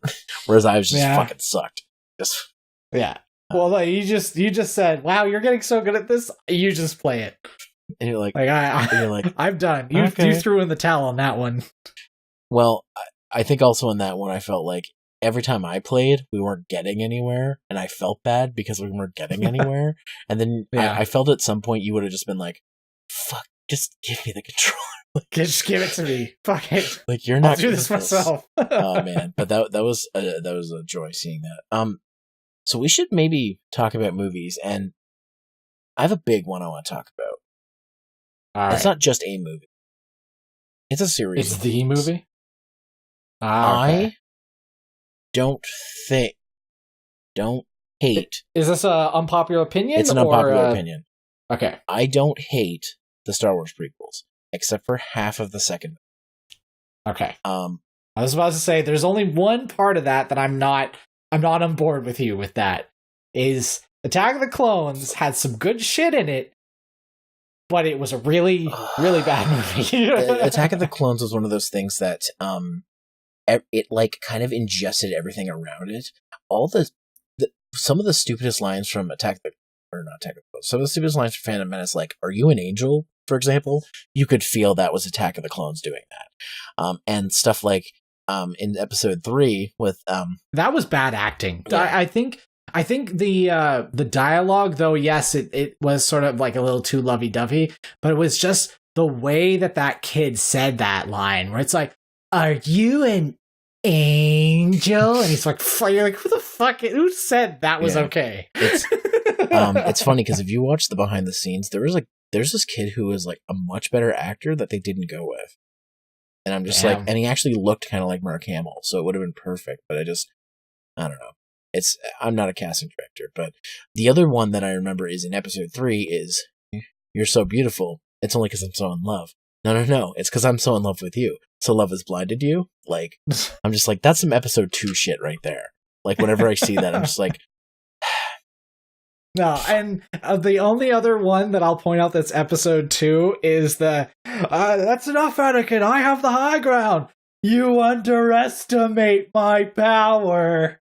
Like, come on, dude. And it's just like, It's not Hayden's fault. Like, I actually think Hayden Christensen could have been a really, really good Anakin Skywalker. And you know what's really cool? Like, they haven't done it yet, but I would love for them to have like a ghost like Jedi Council and have him come back and Sam Jackson come back, just even for like a cameo. Like, because they brought Ewan McGregor back. If you've been keeping up with Rebels, you may be interested to know what happens in Rebels. Oh, Oh, yeah. Maybe you gotta watch Star Wars Rebels. It's actually really good. I just had a discussion about this at work because I have some Rebels figures, and a buddy of mine at work is like, "Have you watched Rebels yet?" And I'm like, "No, I haven't even watched Clone Wars." Like, I'm behind. I really need to watch them. See, the cool thing about Rebels is you don't have to watch Clone Wars. I know, though it does help with some of the characters that you. I know, because the whole Ahsoka thing. Because I know about Ahsoka. I've watched clips, but I haven't watched like full episodes to get like spoilers. Oh, man, Ahsoka, heart goes out to that poor. You just want everything to be okay. She's fantastic. I like her. She's one of my favorite Jedis. But and I'm glad she's canon. She didn't get like retconned or anything like that. Like, she's actually canon. That's one thing that's cool too. The cool TV shows from that were like I wouldn't say spin-offs, but like part of the prequel stuff. Yeah, I think that's really cool. I also I know that a lot of people are like, they like don't like the politics and stuff in Star Wars, and I'm just like, I think it's interesting that because the whole point of the Star Wars prequels is you want to see how everything goes to shit, like how everything goes to the Empire. And it's interesting to see the point of the politics that everybody complains about the politics, but the point of it is you have to see a democracy that becomes a dictatorship. And I think and how it becomes one because of corruption and stuff like that. And I know it's so weird to say nobody cares about the problem was its pacing. Yeah. And I will always say the pacings of those movies, and I'll agree. The first episode, yes, it had a lot of political intrigue, it had a lot of that where it was sort of explaining the universe, and a lot of people say show don't tell type of deal, but at least that it sort of grounded that this is how the Republic works. This is how the Galactic Space Republic works. Whereas in second movie, it was all right, it goes from being a complete democracy to I get all the military power because of evil. And you're just wait, okay, there's some steps that we've missed here. Yeah. And then in the third movie, it's and now we're an empire. And everybody's yay! You're wait, what? Wait, what? Why? Why is everybody happy now? I don't get this. There's a lot of steps that were missed. You know what's really great, too? Is that everybody hated Jar Jar Binks. Guess who was one of the people who instigated the first steps towards the Empire, starting the Clone Wars? Okay, yes, there is that stupid Jar Jar theory. No, not the theory. I mean, yes, there is the thing where Palpatine tricked him because Padme wasn't there, and he could sort of tricked him. There's so many people I talk to be they're I hate this part. I'm what do you mean? Fucking Jar Jar. I'm yep, you didn't like him in the first movie. Guess what, motherfucker? Well, yeah, but to really comprehend that for a moment is he played the long game with a character that nobody liked, right? This wasn't if it was Padme. Imagine just for a second that it was him tricking Padme into doing it. That is more evil. That is more amazing to realize as she's sitting there with the Chancellor of is it Alderaan? I can't remember that name. Naboo. That actor. Of Dantooine, the guy who or not Dantooine. No, wait, Alderaan is right. Yeah, you were right, Alderaan. Yeah, Alderaan. When they're sitting there, and imagine that realization on Padme's face that she's and I just created the Empire. I think that would have been more powerful than, I tricked Jar Jar of all people. But that you're of course he's gonna fall for it. And it's not that's not the long game that a lot of people were looking for. Yes, he's the catalyst. It's sort of poetic justice that he is the catalyst, but it's not a good story decision. It's not a good amazing reveal. I still think it's fucking hilarious that it's Jar Jar that was the one who led the agreeance on the building of the clone army. He was the one he was the representative. Of all people. No, he wasn't. It wasn't the clone army. The army was built in secret. Oh yeah, he was the one that signed over complete rights to the Republic to Chancellor Palpatine, making it effectively the Empire at that point. Yeah. Where it's he was the swaying vote to make it so that he could have absolute power over the Senate. Exactly, yeah. Yeah, it's not. Jar Jar had nothing to do with the clones. The clones were a means to an end. Yeah. They were designed pretty much specifically to kill Jedi. Mm-hmm. That is what they were designed for. Exactly, yeah. One other thing I want to mention is, I know we're jumping back and forth between the movies, but for example, in Revenge of the Sith, the scene, and I can't remember somebody mentioned this, a reviewer.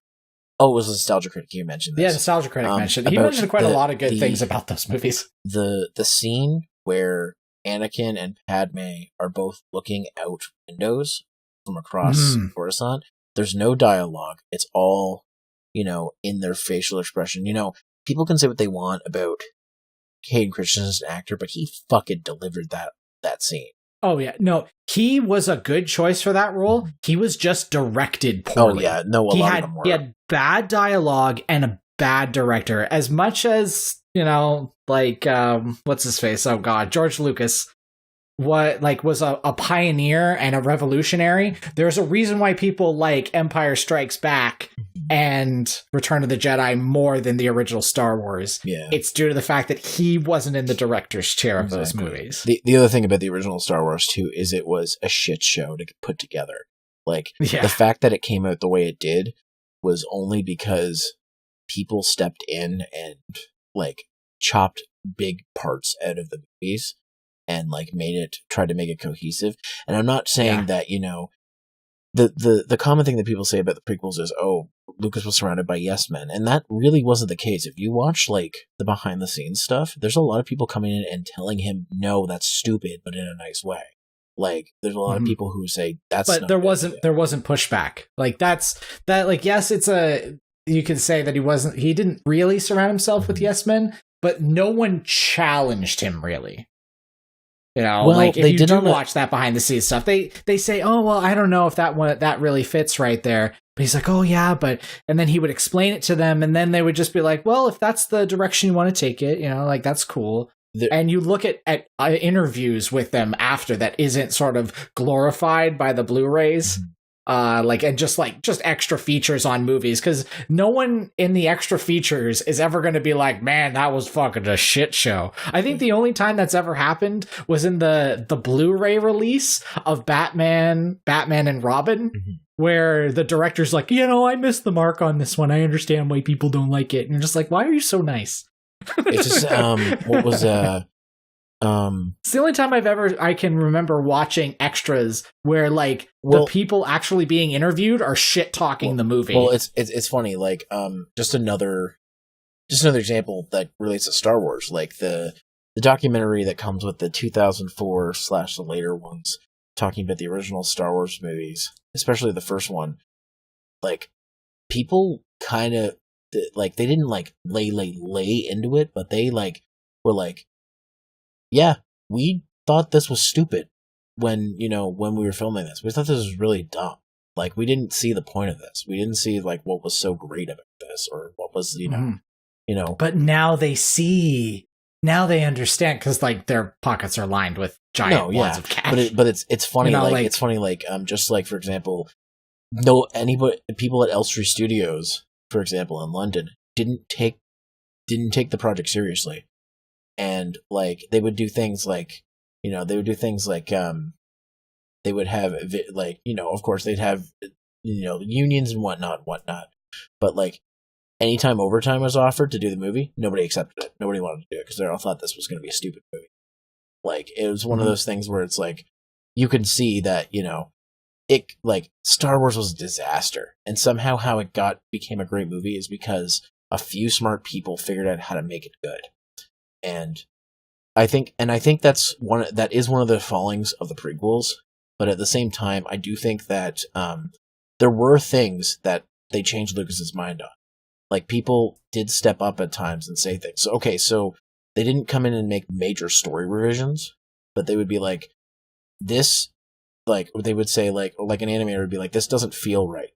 This is what I think I want to get it the way you want it to look, but I also think you should, we should make some liberties on what you want, because it might not make sense.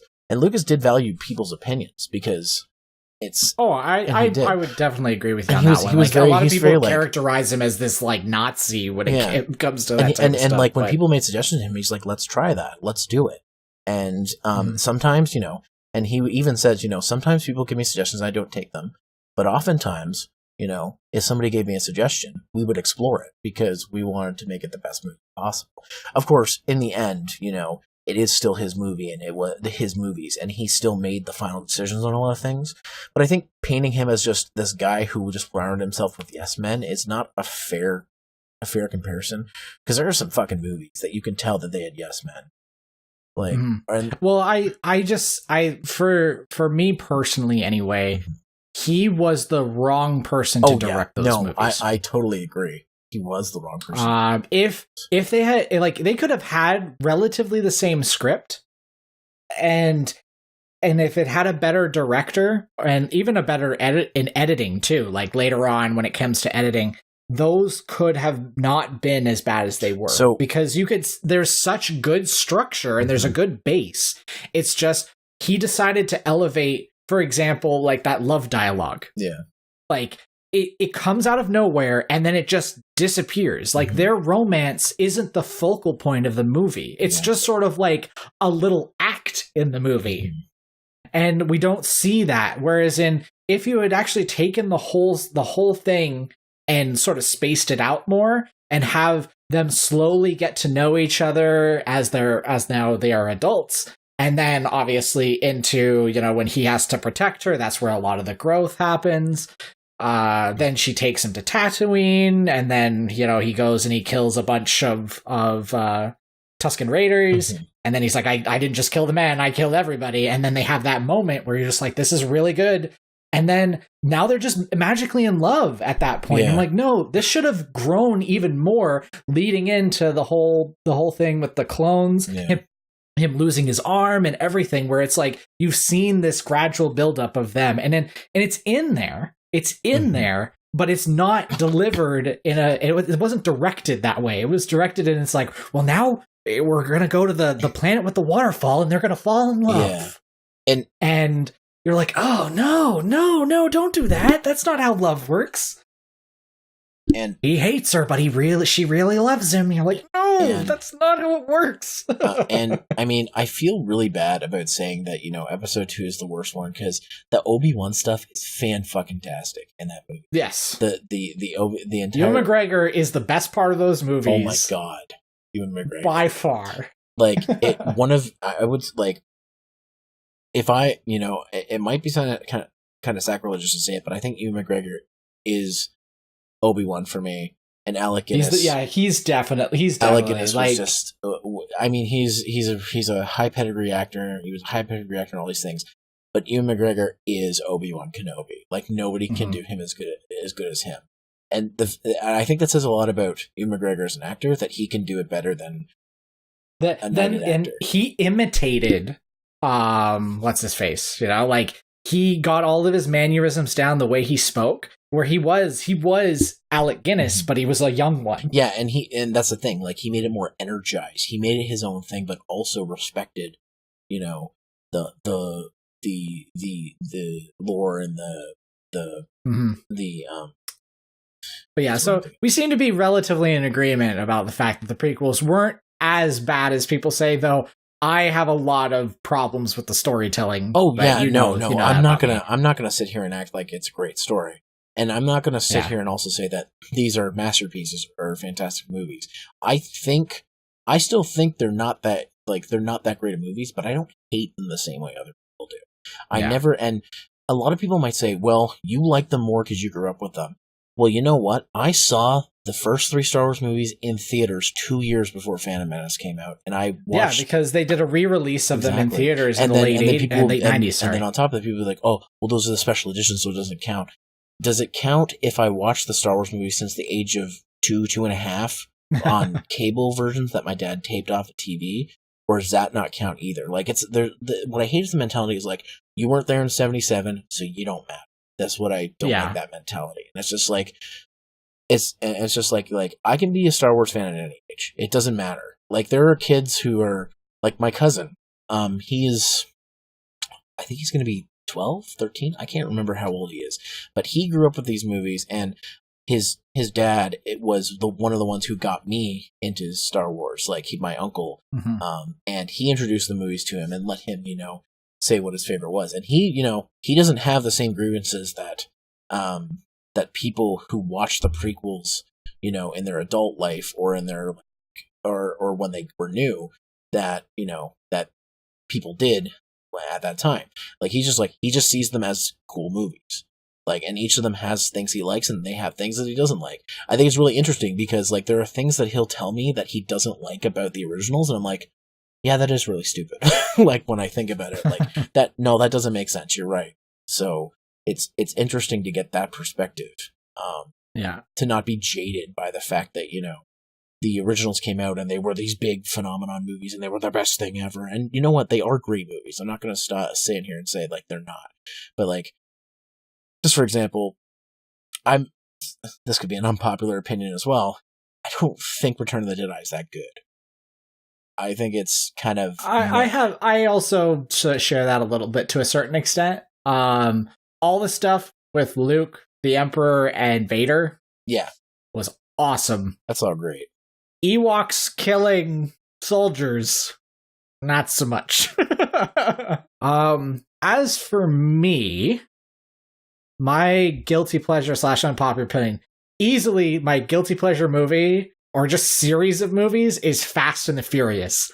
I love those movies, and anybody that says they're crappy movies could go to hell. Like, really, they are the best fun. They're dumb. I know they're dumb, but they are awesome. I really, really like Too Fast, Too Furious. I think that's my favorite of the series. Though, to be fair, I've only seen a few of them.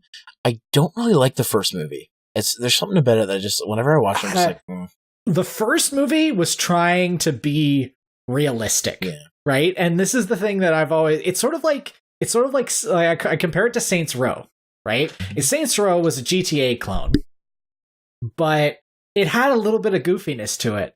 And then it came to the second movie, and they're just like, you know what? Fuck this realism. Like, fuck it. Just screw around. Let's put fucking cars on cars. Let's do this shit, and then it just escalates. And I just love the fact that every single movie, you're just like, there's no way they could top that. And then they do it. And then they do it more. And then it turns into a weird kung fu movie for a while. And you're like, what is going on? But I love it. Oh, there's The Rock. Why is The Rock here now? Oh, shit. He's awesome. And which one's your favorite? I'd have to say it was either 6 or 7, personally. Too Fast and Furious was really good. But I really didn't start to appreciate those movies until like around when The Rock joined the roster back in Fast 5. Which still, to this date, is my favorite joke from, I think it was the Screen Junkies. They did an honest trailer of Fast and Furious, and they said, Fast 5, the one that sounds like a hand job. I was just like, oh, that's my great. God. Yeah, they're always guilty pleasure every single time. I don't care. They could release 20 of them, and I don't care. I will watch every single one. I will go to the theater and sit there and enjoy looking at the nerdiest big guy we have ever seen on our screen, and his name is Vin Diesel. He plays D&D. He's amazing. Yeah, there was what was it? So they play the early ones on cable a lot, and I remember specifically, I'm like, there's a couple times I'm like, I don't remember too much about the first Fast and Furious movie. And I sat down and I kind of watched it. I'm like, I don't like it that much. But Too Fast, Too Furious, I'm like, maybe I don't like these movies as much as I think. But then when Too Fast, Too Furious came on, I'm like, nope, this is the shit I remember. This is the movie that I really like. And Tokyo Drift is on the same level, but not quite the same. And I think it's a pretty good movie too. Like, again, a guilty pleasure movie. I love the fact that they're like, because Tokyo Drift was like completely different than the other ones. It didn't have any of the recognizable actors in it. But then they're like, you know what? We're going to tie this in. We're going to take this movie and we're going to tie it into the main universe.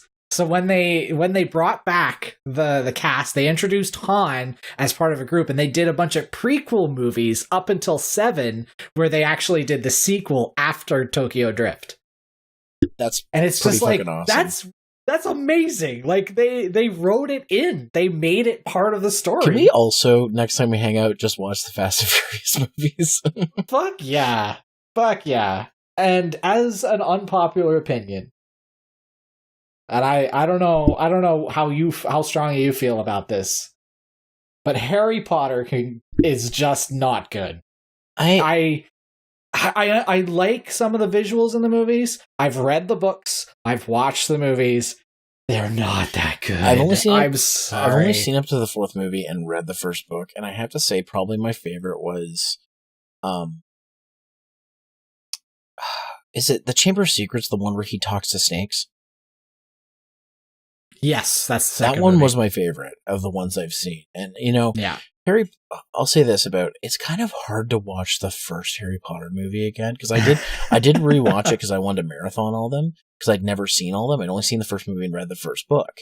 And it's so weird because Daniel Radcliffe was like a key in that movie. He's so young. It's like it's so weird.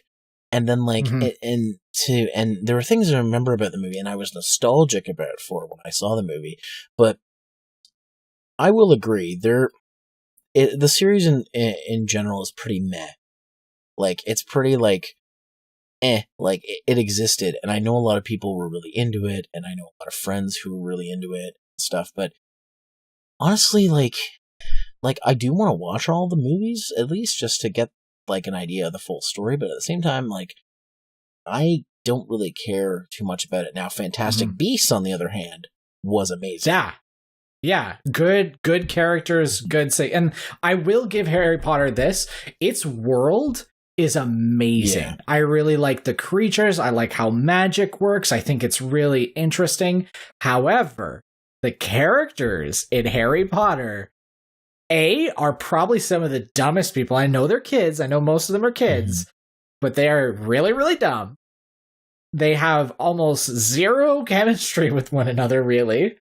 And each one feels like they're trying to tell a story with these like huge class of characters where you're just like, why do we need to follow Ron's brothers? Like, why is their story arc like a pivotal point in all the movies? It's almost like a point you could have made like a spin-off series called The Weasleys, and people would probably just eat that. Or like a cartoon or something, And I understand that they wanted to make it a movie franchise, and they didn't want to go the Star Wars route with it. But at the same time, it's just sort of like, I'm so interested in the characters in the Mysterious Beasts, like that. I love the characters. I love it's back into the world of Harry Potter with all the types of magic. It's when a lot of them were young too. Like one of the teachers were young, but not like young kids, but young adults. So it's like, I'm really invested in this. They've written them really, really well. But yeah, no, those original things, I don't know. I guess I do have to preface this that I was getting to an age at that point where that type of mysticism and magic wasn't like a big key thing for me. Like, I was starting to play things like Final Fantasy 7 and 8 and a lot of steampunky type games. So I was more into the mesh of steampunk and magic rather than it just being magical, whimsical stuff. Whereas in something like The Lord of the Rings is interesting because it fully embraces the fantasy, right? And whereas in this one was trying to be real world, but it's got magic in it, and you're like, I don't know. And that's a point I was going to make too. Is like Lord of the Rings is it's a more big adventure than I'd say Harry Potter is. Like, the point of Harry Potter is to watch him through his school years and the crazy antics and adventures they get up to, but like, and they both have these villains that, that eventually come to pass. But I think the thing about Lord of the Rings, and one of the things that makes it kind of strong, is the villain never really takes place in combat. Ever in that. And I know, the last and second to last movie was basically the entire thing, wasn't it? Basically just them fighting. Yeah, it was the last book. Yeah. They separated. This was the first time that a book had been separated into two. Well, yeah, because they were doing it book by book by book, and then they're like, with Deathly Hallows, we're gonna split it into two. And that's the thing is Voldemort. At the end, you just don't understand why he was so scary. Right? Like they build this guy up as the man that shall not be named. You can't say his name, right? Like there's this whole stigma about the person that cannot be named, right? And it builds this stuff up. And then it just turns out to be a guy that has no nose, that's bald, and he sort of cackles, and he's got really cool magical powers, but it's not. It's like imagine for a second that, like, yeah, it's like in Star Wars, right? Like you build up Palpatine, and then he turns around and he's like this little tiny. He's like a Gungan or something. Like, yeah, and you're just like, what? Like, and that's why the originals had that big appeal, is we didn't know what the Emperor looked like. He was spoken about. There was a lot of things, like there's something that makes Darth Vader, this badass, scared. And like that, and when they finally revealed him, we're like, holy crap, yes, he is that powerful. This is the guy that sits in the chair and just mocks Luke and then electrocutes him, and it is just way more powerful than him. And like that was something that Voldemort never did. He sort of appeared in shadow and everything like that. But then it's like, yo, he was just a disenfranchised janitor or something. That's how he became Voldemort. He was just like, and they don't even explain why he doesn't have a nose. Yeah. Like it's intimidating, I guess, and that's kind of why, like not, I don't want to make this too long, but that's kind of why, like, comparatively, like Lord of the Rings, like, you know, Voldemort's like the he who should not be named. The ring kind of becomes that in Lord of the Rings, like, no, just Sauron. Yeah, you know, like, and Sauron's this thing, this all-watching person, where you didn't feel it with Voldemort because we didn't get to see him till the fourth movie, like, at that point. So, like, nobody cared.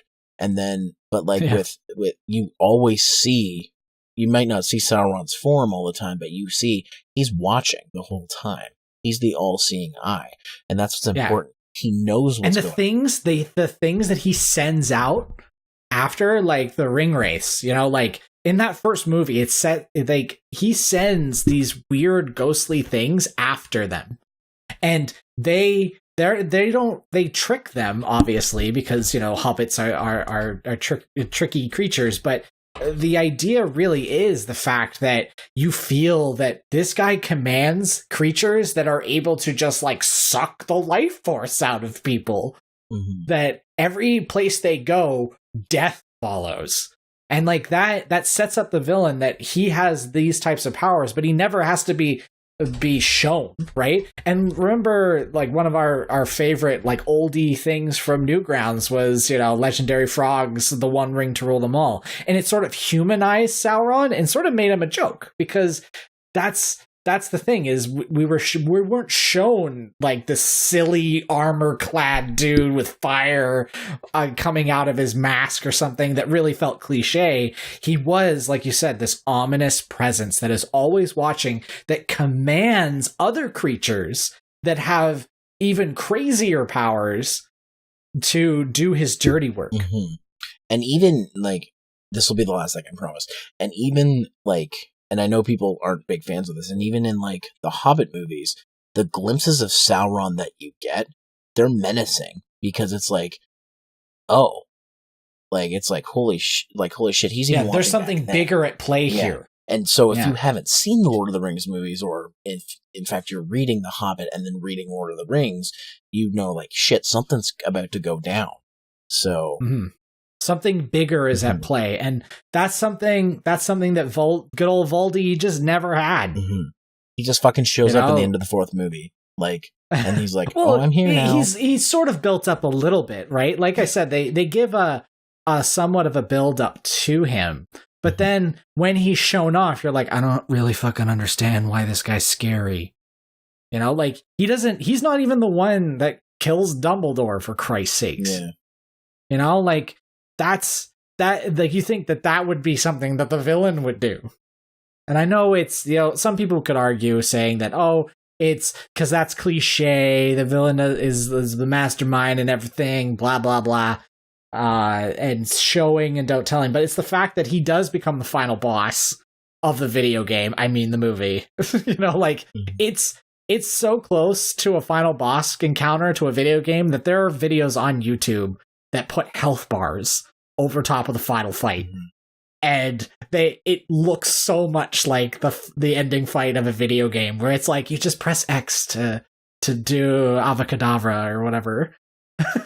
But yeah, like that's what I'm saying is I don't get Harry Potter and why it's so popular. But why it's considered like amazing literature on top of the fact amazing movies. Yeah, but just one more little unpopular opinion before we end. Harry Potter games on PS1, they're great.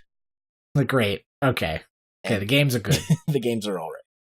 Yeah, because the movies play out like video games. Yeah, pretty much. I mean, like, look at Quidditch. Why is Quidditch in there? It's a video game. They made a that's Quidditch why. video game too, which is awesome. So, yeah, exactly. But I think that's it for our discussion, guys, of guilty pleasures and unpopular opinions. Things got heated. We probably hate each other now. No, yeah, things. I don't know. It happens every week.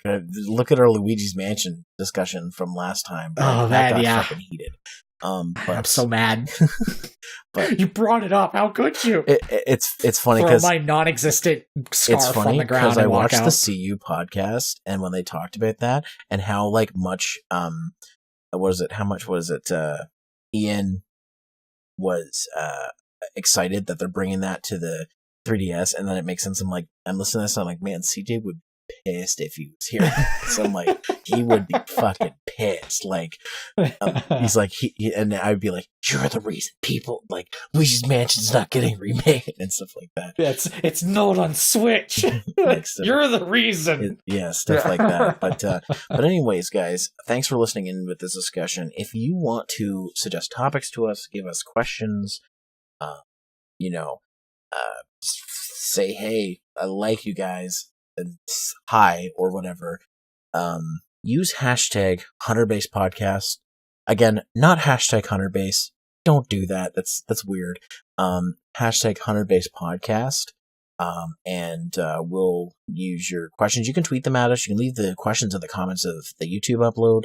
You could send them to them on Twitter. Like, it doesn't matter where you send them. Like, we'll see them. And we'll use them for an episode. And even if we miss your question or don't get to it in time before you ask it, we can always check it on the next one. We currently don't have any questions, as far as I know. I didn't double check. I didn't see any before we started. But yeah, hashtag HunterBase Podcast. If you guys want to ask us questions or submit topics, we're open to suggestions. Because in this one, honestly, I didn't have a topic, and Miss CJ came up with this one. So we're already running out dry, and it's only 3 episodes in. But oh, I'm sure the thing is if we had just said Mega Man, we probably would have gone on forever you hadn't stopped us. So I'm sure that we can find something, but it's always good to know if there's something that you guys want to hear, exactly, versus something that we just want to ramble on about. Yeah. Because I could talk about Luigi Mansion some more. Yeah. So before we finish off, is there anything you want to update people on videos or anything you're working on at all? I'm working on quite a few things actually, but I don't want to give any tentative dates or hints at what they are just yet, because I kind of want to get a little bit of a backlog going. At least for like a plan is I want to release a review, then I'm going to release an abridged series, and then I'm going to do another review after that. That's the three step video process that I'm going for. So I'm going to work on a review. I'm going to finish editing an abridged series, and then I'm going to work on my second one. Okay. That's pretty much, like I said, I don't want to get any hopes or like say any dates or anything like that, but in probably in the next little while, you're going to see quite a lot of content starting to go up on Canadian Jutsu again. Yeah. And I mean, again, I don't really give dates, but I'll give an idea. Like, I did recently just release a few videos, so I released a lot of content in the last couple of weeks, so check that out if you can. There'll be links somewhere. I am working on a new Zero's Maverick hunting. that is in the works. I'm also working on a new plug and play and a new bridge project. But the bridge project, don't expect it for a while. I'm working on it, but it's going to take a little longer than expected. So just heads up on that. But yeah, just like new Let's Plays and stuff. I did finish Super Mario RPG. So that's done. Yeah. Finally. Including the extra, like, QLEX and everything. I did the extra boss. How many parts did that take you? Like 60 something? 64 after QLEX, which is the exact amount that Mystic Quest was. which is hilarious. But yeah, I am continuing Pokemon Soul Silver, so there's more of that. And more Nekopara coming, so yeah, there you go. I do like the idea that Zeromaster finishes your favorite RPGs in 64 parts or less. 64 parts or less. Nintendo 64. Just with a quick little wink to the camera with a twinkle. Yeah. And then somebody holds up a Nintendo 64. Or shrugs with one in each hand. But yeah, like that's the stuff I'm focusing on. Also, just one more thing. I am working on redesigning the River City Gamer site. I've been talking to the people who are a part of the site with me on some ideas. I don't have anything super solid yet, but I'm trying to get that done because the site needs a redesign. It needs it. Yeah, it really needs it. It's like early 2000s and it hurts. Yeah, exactly. So that's coming as well. But yeah, that's basically it for stuff that we're working on. If you want to follow us, the main places you can follow us is obviously our YouTube channels. Mine's main ones are Zeromaster LP and Zeromaster Reviews, probably where you're watching the YouTube version of this. You can follow me on my Twitter at Zeromaster, my Facebook page, Zeromaster fan page. And I stream on Twitch, twitch.tv/ZeromasterLP. You can find Canadian Jutsu on his L Canadian Jutsu I. Is that the right one? I always forget. That's my Let's Play channel. And now my abridged channel is I Canadian Jutsu L. So they're switched. So just search Canadian Jutsu in YouTube, you'll find me. All one word. And he's also on Twitter at Canadian Jutsu. So yeah, everything else is just Canadian Jutsu straight. So Twitter, Twitch, Instagram, all that type of stuff. Instagram. Did you post any more pictures of your cat? You know it. Not now. But if you like really cute cat pictures of cats rolling around in your laundry, you come here. I got you covered. We got cats for days. So many cats. But anyways, guys, thanks again for watching our podcast, and we will see you next time. This is kind of come like a bi-weekly podcast that releases on Mondays. We'll see if I keep that up. We'll see if that stays. All right, I'll hold you to that. But yeah, anyways, guys, thanks again for listening, for watching, and take care, comb your hair. In a rush, use a brush. All right, stay frosty, everyone.